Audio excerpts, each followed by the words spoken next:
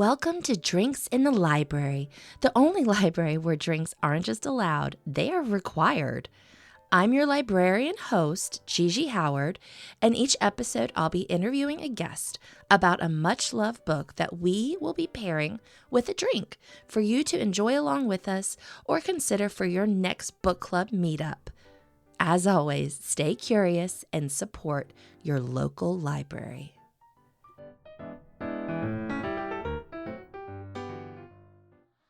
All right, Libration Nation, our book this week is On Beauty by the immensely talented writer and forever coolest Zadie Smith. It follows two feuding families, the liberal Belsies and the conservative Kippses, whose lives collide in a New England university town, exploring themes of race, family, politics, and love through sharp satire and witty dialogue. I explored this book with my guest this week, author Virginia Pye, whose latest book, Marriage and Other Monuments, Kirkus Review calls a fascinating and audacious novel of family, marriage, and society in flux. It is a #1 Amazon bestseller in New Southern Fiction, and Virginia's essays have appeared in the New York Times, Literary Hub, Publishers Weekly, Writer's Digest, The Rumpus, and elsewhere. She has taught writing at New York University and the University of Pennsylvania, most recently at Grub Street in Boston. Virginia is a fiction editor of the literary journal Pangarus and serves on the board of the Women's National Book Association Boston chapter. So much fun. Of course, our drink this week was the Zadie Smith, obviously, and it is from the book Free the Tipple, Kick-Ass Cocktails Inspired by Iconic Women. Please check it out, as well as Marriage and Other Monuments, which we talk about so much because it is so Richmond. The monuments, any Richmonder, you know which ones we're talking about. So, also speaking of Richmond, Style Weekly is currently doing their Best of Richmond. Drinks in the Library did make the nominations. It's in the top 4. You know the drill. Go over and vote. And not just for me, there's so many businesses and people and other wonderful Richmond things you can vote for. Also want to mention again, we are hosting the first ever Bon Air Book Festival, Saturday, April 18th. At that event, I will be doing a live interview with Richmond's own Meg Medina. I'm so excited. I cannot wait. Go over and get your tickets. All of that's in the show notes. All right. Thank you so much. Enjoy On Beauty by Zadie Smith with Virginia Pye.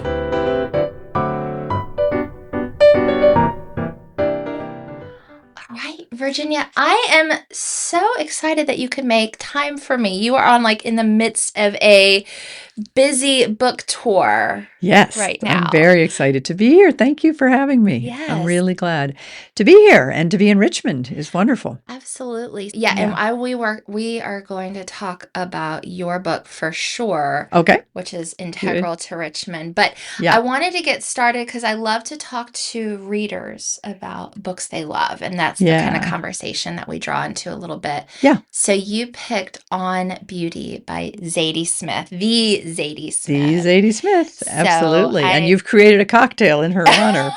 That's pretty awesome. Yes. Yeah. And I think it's a Sazerac, which is a New Orleans cocktail. Oh, yeah. But the Zadie Smith twist is you serve it in a teacup. Okay. Because she's British. Because she's British. I get it. Totally. That's great. Yeah. So I like that. I wanted to ask, so who were you when you first picked up On Beauty? God, I don't remember. 2005. Well, I was living here in Richmond, and I honestly don't remember when I read it first. I know I read it shortly after it came out. Mm-hmm. So it was right around that time. And, I was just in the midst of raising kids and trying to write books. So, same thing as I'm doing now, except for now my kids are grown. But I don't have a very distinct memory of where I was exactly, but I assume in my house. It's a big book, by It the way, it's right? very big. It So seems like 4 or 500 pages. yeah, Yeah, it's hefty. Yeah. for sure. I don't know if she writes short books. Well, she has these essay collections that are shorter, Okay. but and she writes the essays, Mm, obviously. But you're right, her novels are a little bit longer. yeah. Yeah. What sort of pulled you in about the book? Well, I think it's brilliant storytelling about two different families, Mhm. and you get a sense very much about the differences between them. And within the families, she has these wonderful characters. And she has, in one of the families, there are three kids. And I love reading the scenes with that, with the Belsey family, with the three grown or somewhat grown, one's a teenager and 20 something, the other two are 20 somethings, and how she handles that dialogue with five people in the room, two parents, two or three kids, and it's just so well done. It's just so well done. And you find out so much about the married couple, but also about them as parents. Yeah. So that and I was just said, I guess when I read it, I was a parent of, kids and having children at home and stuff. So maybe that's what really, hooked me when I first read it as well. Felt seen. Yeah, felt seen. Felt like she gets the chaos and I love the kind of all the movement. It's almost like you can Mhm. picture it as choreography. Yeah. When the whole family's in the kitchen at one point and one of them is going to the refrigerator to get something out and somebody else is packing up their bag to leave and somebody else is sitting down and somebody else is doing something else and you get a sense of that all that movement that was happening. So, I admire all that. Yeah. Did that inspire you as a writer? Well, I guess so. I mean, in the sense that you want to write scenes that have a lot of life and vitality, and that where you have a lot of interaction and where you have a lot of characters bouncing off of each other, because that's what's interesting, I think, about writing and about life. I Absolutely. mean, you do want internal monologue, but for me, not too much because you want to have things happen Mhm. and you want characters to interact with each other so Mhm. that you can get a sense of who they are as individuals by how Right. they are with each other. Yeah. Yeah. And diving into the story a little bit to Yeah. set the scene for our Yes. listeners. Yes. We've got two families, both alike in dignity. I'm just kidding. Yeah. Right. Well done.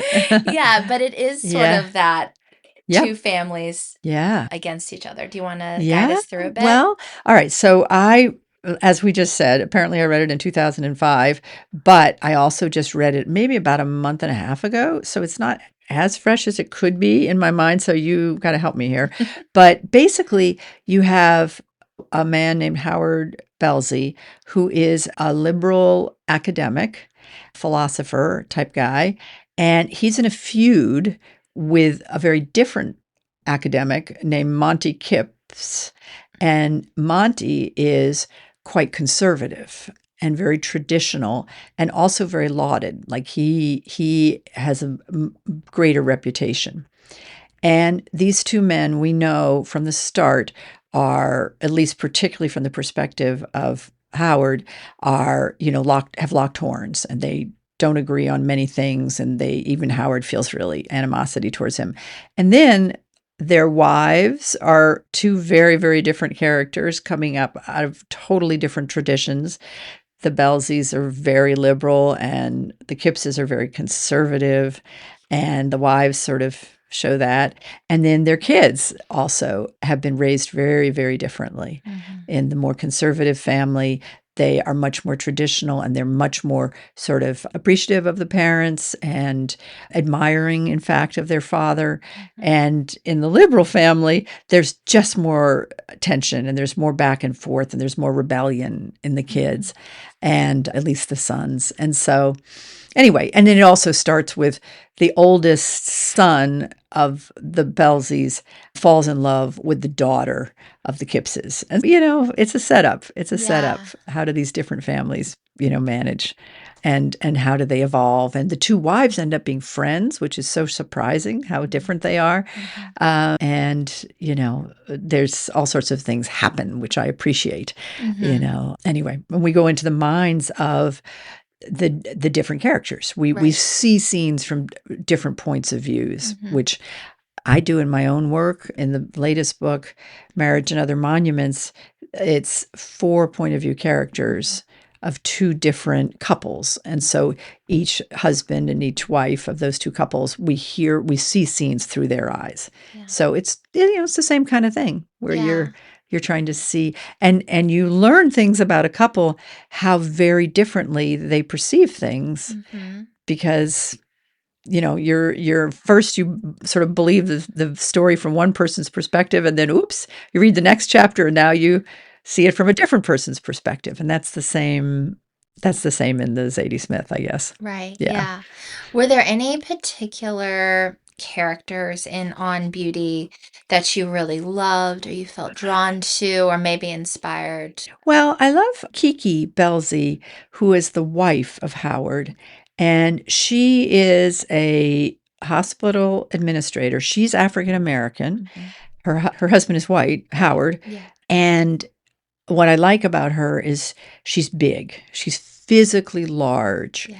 and she takes up a lot of space, and she doesn't suffer fools gladly. She really is completely tough and clear with her kids and with her husband. Mhm. And so I sort of love seeing that because, I just think she's a great character. I can totally picture her, how she dresses and how she looks. And I really, but then she ends up developing this very surprising friendship with Monty Kipps's wife, Carlene, who is very, very traditional. And she is a wife in the sense of very much appreciating her husband, respecting him, feeling that her Mhm. role is to be respectful of her husband, Mhm. whereas Kiki is over there, taking Howard to task all the time, and Mhm. she's just a force to be reckoned with. Mhm. So, but it's so interesting how they become friends. For sure. Yeah.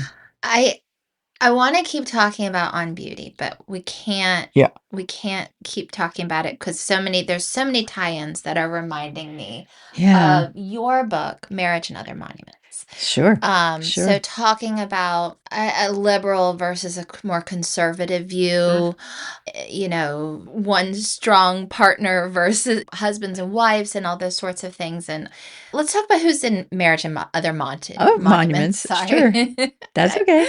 Yeah. Well, it's about 2 couples, Mhm. and I guess the starting place should probably be that it's about 2 sisters, Mm. Cynthia and Melissa, and they were raised on a commune west of Richmond in Virginia, Central Virginia, and but they've ended up being very, very different. Mm.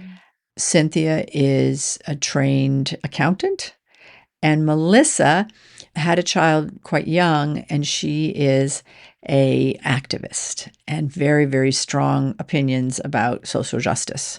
Cynthia is actually not at all political. And Cynthia raised her daughter on pretty much on her own and always has worked. But in the last 5 years, five years before the book starts, she married a man named Bobby Powers. Mm. And Bobby is the son of a very wealthy real estate magnate in the city of Richmond, a man whose family has now owned property, buildings and hotels, and they have the tech center at the university is named for them, and they really have a big presence in the city. But Bobby has no interest at all in the family business.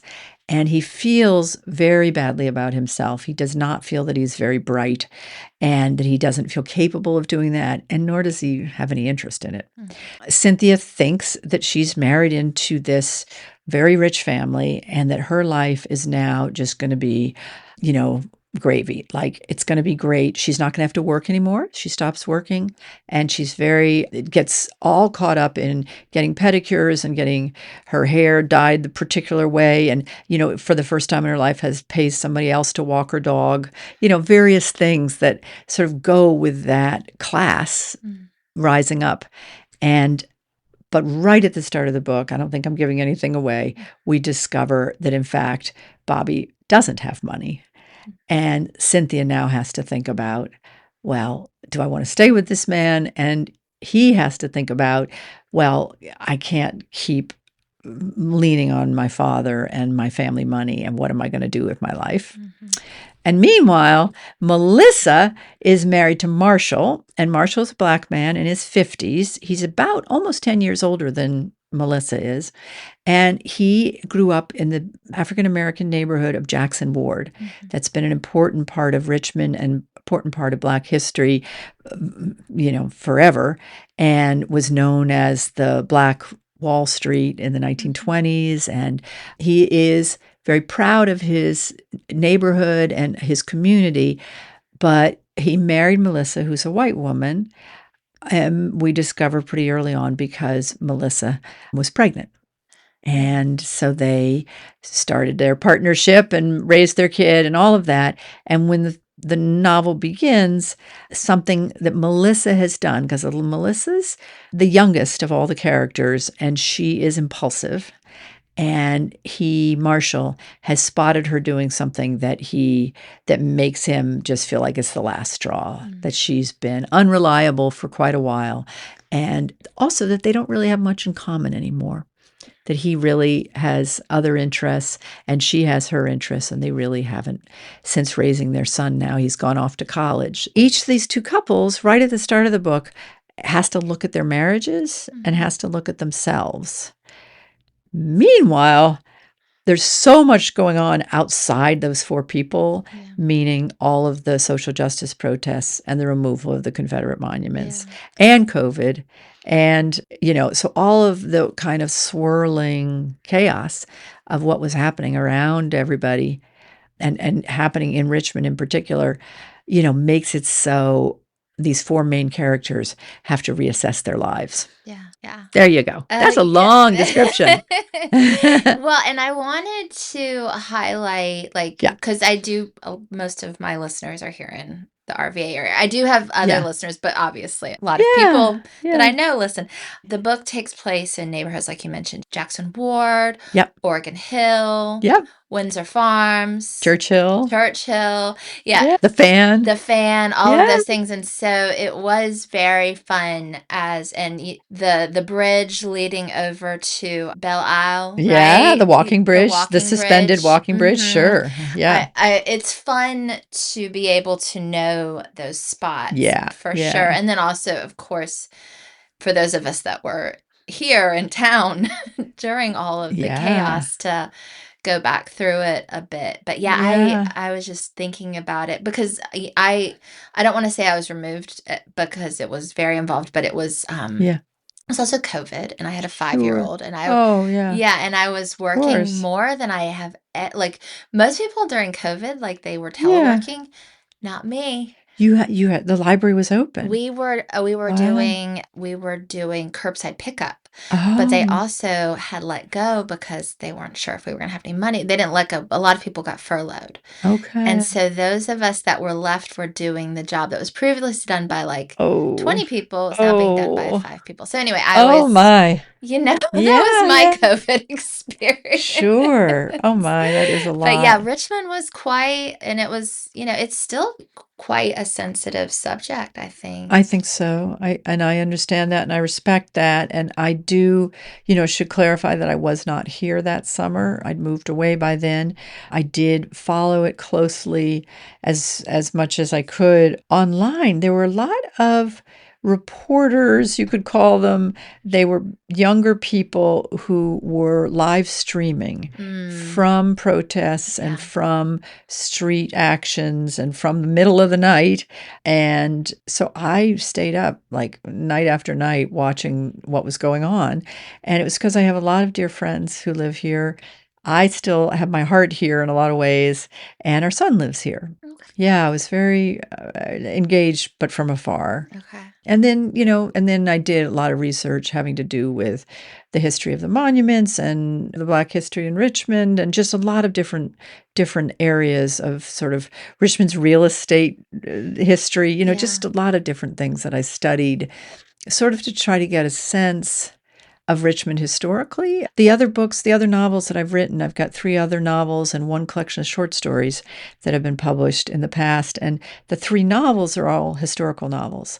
And I approach this book the way I approach those books, which is I did a lot of research and I read stories set, I just did, in addition to actually having lived here for almost 20 years. So anyway, I think of this as historical fiction of the very recent past. Yeah. Yeah. So speaking specifically about Monument Avenue, right? Yeah. Mm-hmm. What in your research did you uncover that you think listeners should know? Well, the main thing about when you do research for writing a novel is you're a novelist first and not a historian. And so I read a lot of different things that never made it into the book. You pick and choose small details or big details, it doesn't matter. But the point is, you have to weave in anything you've learned into the fabric of the story, and it has to be from the perspective of one of the main 4 characters. Mm-hmm. The only way to share something about, say, Monument Ave's history is if one of my characters happens to think about it, because this isn't a textbook. This isn't me like teaching about Richmond history. Mm-hmm. And so I'm trying to think like which of my characters might have shared something that I think is important. And well, there's one piece that Marshall shared that I thought kind of made the top of my head rise off. And that was I attribute it to him. He was the one who mentioned that after Jefferson Davis, the president of the Confederacy, was captured, that Northern abolitionists paid for his bail. And I just thought, that's just wild if you think about it. Yeah. And it just shows, speaking of liberal versus conservative, it just shows that these very, very liberal-minded Northerners wanted to show the idea of turning the other cheek and show the idea of not punishing somebody, like to try to bring the South back into the fold quickly and to be respectful of leadership. And I don't know whatever else was on their minds. But in Marshall's perspective, he ends up saying that he thought that was absolute foolishness, that it was folly, and that it was, just a sign that you can't ever expect something to be solved so quickly like that. Right. Like how on earth could they think that basically insurrectionists could be brought back into the fold so easily. And I use the word, or I had him use the word insurrection, because we had just had January 6th, right? When I was writing this. Right. And it just, there's so many parallels between what has happened in Richmond in the past and what is happening now or more recently. Yeah. And so that's another example Yeah. Yeah. And I want to just paint a quick picture for anybody who's never been to Richmond. Monuments. So the book is called Marriage and Other Monuments. Yeah. We have a street, and maybe everybody knows it at this point because it was in the news. But it's like the old street. All the fancy homes are there. Yeah. One mansions. of the mansion you depict in this book, the Columns, I think, is right there off Lee. Well, no, it's a made-up place. Right. But there is a place. You're absolutely right. There's a place called the Columns, and I knew that, but I wanted to call this house the Columns because it has columns. Because it's trying to be like an antebellum plantation house, essentially. Yes. Yeah. But it's not the one that happens to have that name here. Okay, it's not. But anyhow, but if you live in Richmond, you can kind of imagine off what we used to call, I think it's called Marcus Davis Peters Circle, right? Yeah. But we used to call it Lee. There was the Lee statue was there. Huge statue. Yep, 21 feet tall. Yes. Hold on. Wait, it's crazy. It's like 21 feet tall, 21 tons, and a 40-foot tall pedestal. Yes. And it was the largest Confederate monument in the country. Yeah. Yeah. It was huge, and you would drive down the road and you would see, and there was the Lee Jackson not Lee Jackson. There was the Lee Stonewall. statue, Stonewall Jackson, Mhm. Arthur Ashe, which is still there, Still there, obviously. yep. Mhm. And then I can't remember. Jeb Stuart. Jeb Stuart. And then the Jefferson Davis That's monument right. to Jefferson Davis and the Confederacy. Mhm. And that was a statue of him orating with his arm outstretched. And then behind him are these 13 columns representing the Confederacy. Mm. And there's a big tall column in the middle that rises up higher than all the rest of them. And on it was a statue of a Greek lady. You can tell by her draped clothes. And her name, speaking of things I hadn't known before, is Vindatrix. And she was considered the sort of Miss Confederacy and the justification for the Confederacy. Like it was all to protect Vindatrix. Yeah. Yeah. Yeah. And I have, I'm aware of a lot of these things. I don't want to say I'm an expert on these statues, but when the Lee statue was erected, it was in the middle of a field. It was when 1890, I think. 18 I don't have it off the top of my head, but it's right around then. Yeah. Yeah, 1890. And then they created Monument Avenue over there. And then the whole idea was it's supposed to be this special white southern area of town. And it was redlined so that only certain people could live there. Absolutely. And so it's a very complicated thing now, or it has been, because we know if you actually look in the history, you don't have to be political to look up facts, right? Yeah, very true. But it feels, and I'm Southern, you can hear my accent coming through. Sure. So it feels people get protective of it. And so that's where a lot of the I don't want to call it uprisings, but a lot of the marching, the political protest that was happening was in reaction to this long history here in Richmond. Yeah, absolutely. And Richmond, I mean, this is the thing I want to make very clear to Richmonders. I don't think of this, I've ended up writing a book about it, and it does talk about a difficult past, but Richmond is not the only place in the country that that's true of. Every place in the country is true of that. And the stain of slavery is also completely on every part of the North and the South. So it's not Richmond's problem alone by any means. And so that's, I don't even remotely think that. Yeah. And I also want to point out, I mean, you have a lot of different characters. You have characters like Melissa, who's very politically involved. You have people like Cynthia, who's sort of, I wouldn't even know if you call moderate or apathetic or but then you have the patriarch Preston.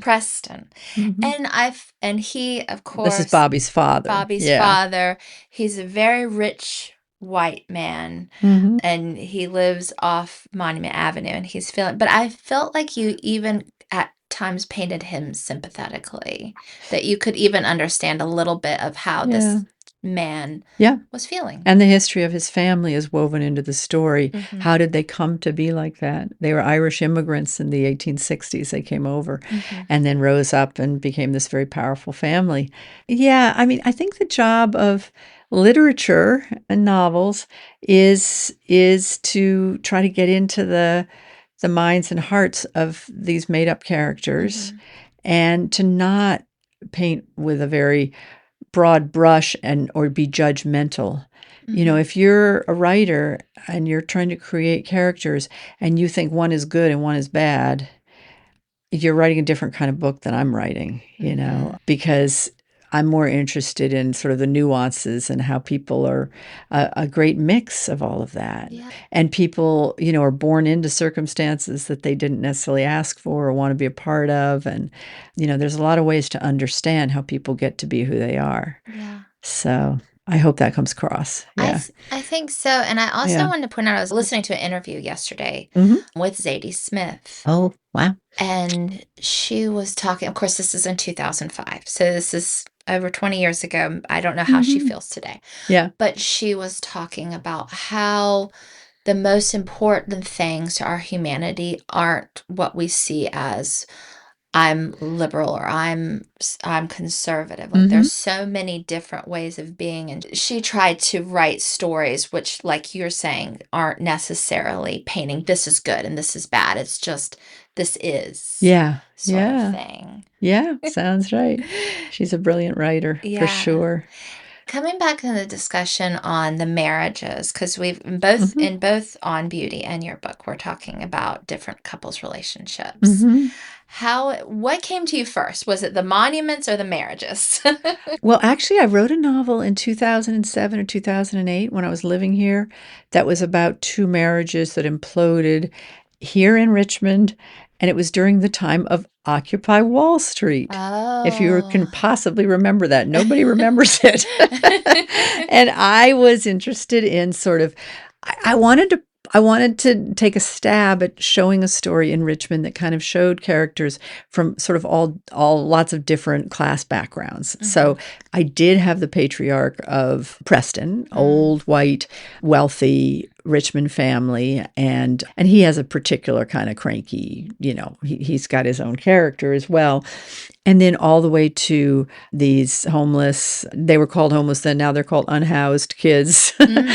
on Belle Island, Mm. living there with their dirt bikes and, just barely getting by, and Mhm. everybody in between. Not everybody, but, characters that showed different kinds of backgrounds and different kinds of arcs and stories. And anyway, and that was about two marriages. And my agent, literary agent at that time, tried to sell that book, and it came close, but it did not get picked up, didn't get taken by a publisher. So I set it aside. And then after the summer of 2020, and after I'd watched those videos and things had sort of settled down, I just kept thinking about it. I just kept thinking about that book. And I ended up going back and salvaging parts of that earlier book, including some things about the marriage between Bobby and Cynthia. And so they've been with me and Preston, the father of Mhm. Bobby. And really, it's Bobby's story that I was most interested in at first.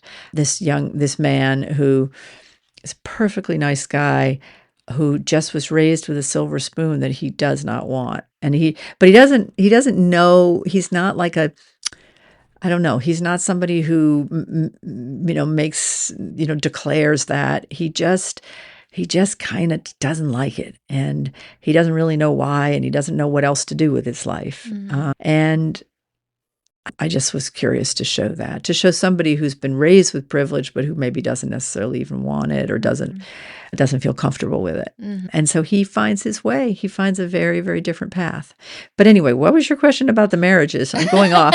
I'm going way off. I can talk about Bobby all day. Well, I guess So coming they, back just a little bit to the marriages that are in On Beauty a little and yeah. those Mhm. relationships, do you find them true? I mean, marriages Mhm. are, I've been married for 16 years, I guess. So it's a minute. Oh, It's good a for minute. I know you. you're married as well. Yeah, And a long time. they're very, Yeah.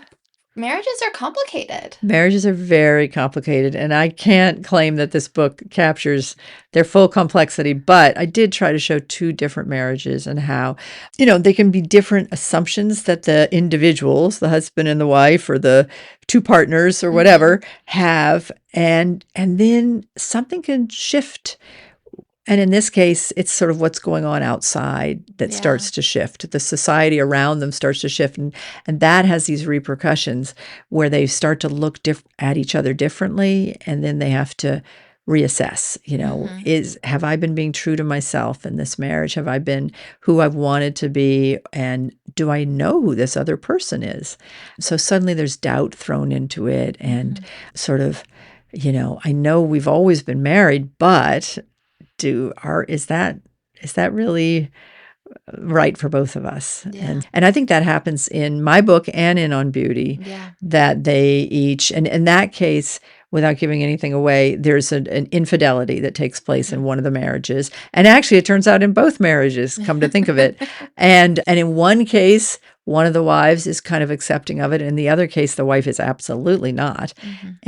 And so you can sort of see how things can start to implode. And I also really like in On Beauty the relationship between the adults and the kids, the Hmm. 20-something-year-old kids. And I tried to capture something like that in my novel with the grown kids, Bobby's son Glenn, for example. Yeah. Yeah.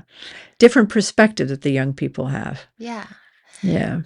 I also, so go talking about the marriages a little bit, in On Beauty, Howard is so upset on his feeling of failure around lack of writing this book Mhm. that he wants to write, right? He's writing this book on Rembrandt. Oh, yeah. And then Monty comes in and he's all of a sudden it's like, oh, your arch nemesis is also doing a Rembrandt book. Right. And by the way, it's going to be the best one ever. Right. And how that is outside of their marriage, but it actually ends up affecting Mm. everything. That's right. Yeah, that's a good So, point. So it really doesn't matter. I mean, it does matter, but it doesn't the scale of what happens outside the relationship. Like in one case, it's sort of the whole society feels like it's blowing up and going wild, yeah. And then in the other case, it's just this incidental thing, like somebody else in his same field is doing the same kind of project and is Mhm. going to make him look bad, So suddenly there's insecurity gets kicked in and competitiveness and, all sorts of things that Howard Mhm. feels. Yeah. And that's right. And it affects their marriages, affects the wives too. Yeah. Yeah. Yeah, and it's so interesting. Like I said, I've now been in a relationship with the same person for Mhm. half my Mhm. life almost, and Yeah. how you know that things can come in that you don't even realize and affect changes within Mhm. your and not just within a marriage, but any kind of friendship or relationship. Yeah. And it's so funny. I mean, obviously within your book, it's a whole societal Yeah. shift, Yeah. change. Yeah. But I think that I hope it kind of comes across as sort of the small ways that it affects them, just they're just sort of aware of this noise outside the marriages, that Yeah. there's a lot going on out there. Yeah. And the young people bring that in too. Yeah. And that's what happens in On Beauty too, I think. Yeah. Absolutely. What are some other Zadie Smith books? Have you read any of her other Oh, yeah, I stuff? have. I can't remember right now. White Yeah. Teeth, Brick Lane, what's it called? I'd have to be reminded. Oh, okay. Yeah, I've only it's not. read this is only my second. I've read Oh, White yeah. Teeth. Oh, yeah. And then she did The Yeah. Fraud. Is that what it came out a couple years ago? The I haven't Fraudster. So read anyway, that we one. won't worry Haven't about read that that part. one. Sorry. I have read some, but no, not that one. Okay. Yeah. I wanted to ask you one question, but on both books. So who would you recommend the story for On Beauty, and then also the reader that you would say for Marriage and of Other Marriage Monuments? and Other Probably the Monuments? same person, Okay. somebody who likes novels. I mean, one thing I like about the Zadie Smith is that a lot happens. Yeah. And there's a lot of interpersonal things that happen. So, in other words, it's not just people sitting in a room talking to each other with furrowed brows and nothing actually happens. Things happen in that book. There's affairs and there's people leaving home and there's, I don't know, just a lot of points of tension. Mhm. And I think that happens in my book too, where there's a lot of sort of, you might call it action, and yet it's also a domestic story where Mhm. it's about the interrelations in marriages. And so, Mhm. who would like that? You tell me, Ms. Librarian, who would like that? I would assume that any readers who like a good story Mhm. and who like interesting characters. Yeah. And in my case, maybe some Mhm. historical elements get woven in. So maybe somebody who likes that. I think somebody who loves Richmond would like it. For sure. And yeah, and sister, we didn't really talk about the sisters. That's totally fine. We don't need to talk about it. But, I think if anybody's trying to figure out their relationship with their sisters, Mhm. that could be good. Married people. Yeah.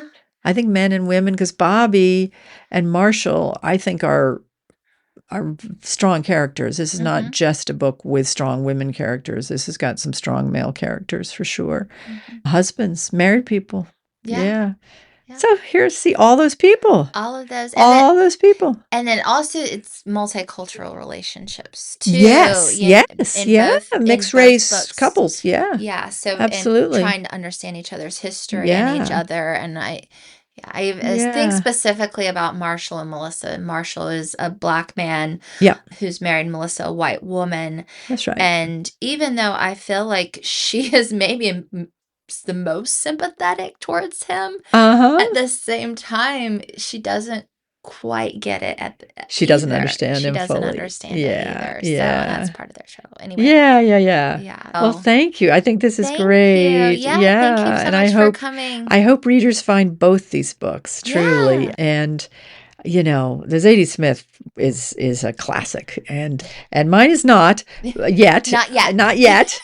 We can always hope. And I love visiting book groups. Okay.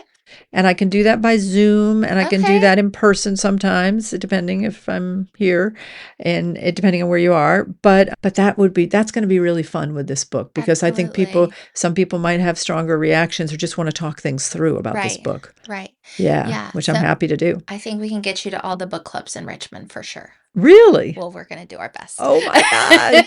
Wouldn't that be great? That would be. Thank you. Well, Thank I you don't know. so much. Does Richmond do a one book read?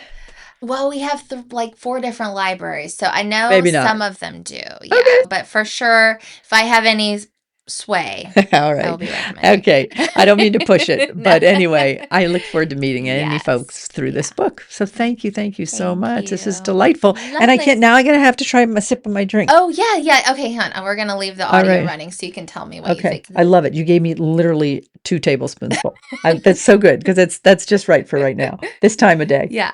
Ooh, that's delicious. Yeah. Good. Wow. It's got a lot of bourbon in it? It's bourbon. Yeah, it's mostly Ooh. bourbon, and then it's got a creme de cacao and absinthe, it's just a teeny Wow. bit. You are skilled. You got a lot of Well, I read skills.